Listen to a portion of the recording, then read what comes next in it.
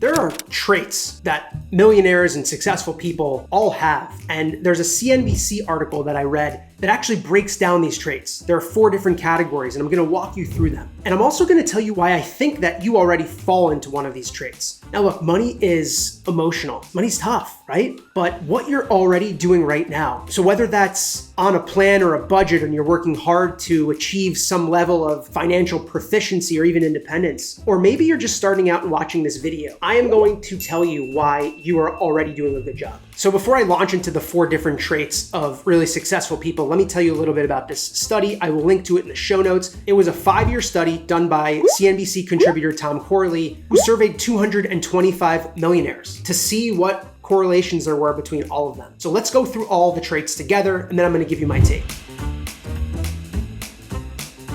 The first trait is what he called the saver investor. This is like the majority of people that are out there. Someone who works a 9 to 5 and saves their money. This is the least riskiest path out there.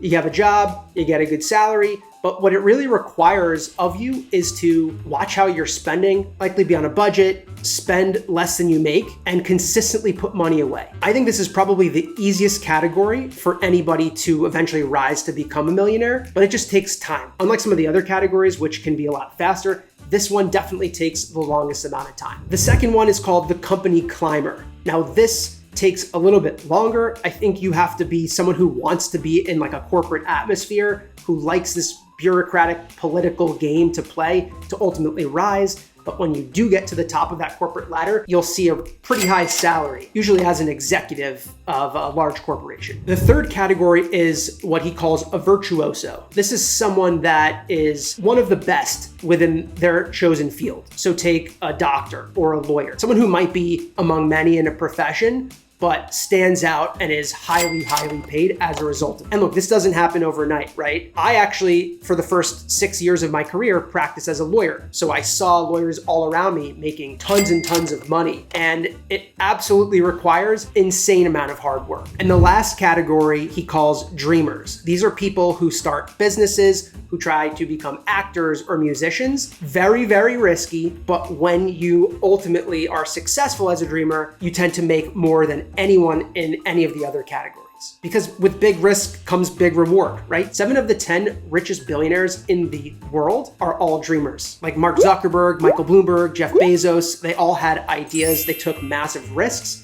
but it really, really paid off in the end. So here's my take on these. What I like about this whole study is that there is a spectrum of ways to get to success, right? You can be the person who has a 9 to 5 and who's saving, all the way to the other end of the spectrum where you start a business and you try to be the next Jeff Bezos. What this tells me is that it's possible for anybody, and that really the only formula to success is just having a goal and a focus. If you decide you're gonna focus on the 9 to 5, great, do that, put money away. If you decide you wanna be the next Jeff Bezos, great, go learn about how to become an entrepreneur and start a business and work at it every single day. But focus seems to be the key among every single one of these different paths to wealth. Let's talk about the focus that's required among all of the traits to become a millionaire. If you decide you're gonna go the saver investor route, the study indicated that they were saving 20% of their salary. So maybe you can't start with that, but you're gonna work your way up. At least that is the goal for that specific category. If you're gonna be a company climber, well, your focus is climbing the corporate ladder because you know that at the end of that journey, you got that executive level job with that fat paycheck that you're gonna get. If you're going the virtuoso route, your goal is to become the best in your profession. So you know what you need to do. You need to put blinders on, focus exactly on what you're doing day in and day out to ultimately get to the top and beat out everybody else. And then if you want to become a dreamer and go that route, well, you gotta start with a dream and then every single day work towards that relentlessly. Now, one other common thread that I really like among all of these different traits is frugality. In this study,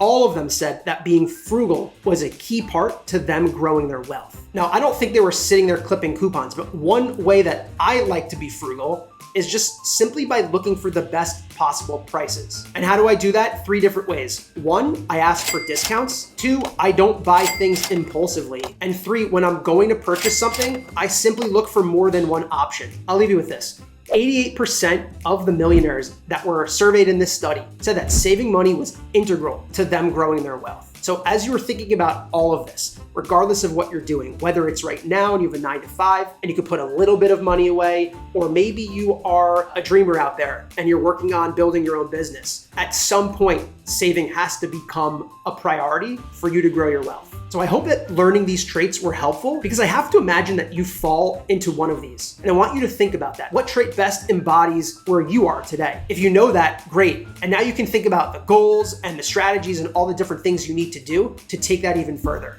And if you want to continue taking it further, I suggest that you subscribe to my YouTube channel. I really appreciate you being here and watching this video. I'm here every single week. Please subscribe, please leave some comments below. Let me know that you're here and you're watching this, and I'll be here again next week. Until then, I'm Ian Group. See ya.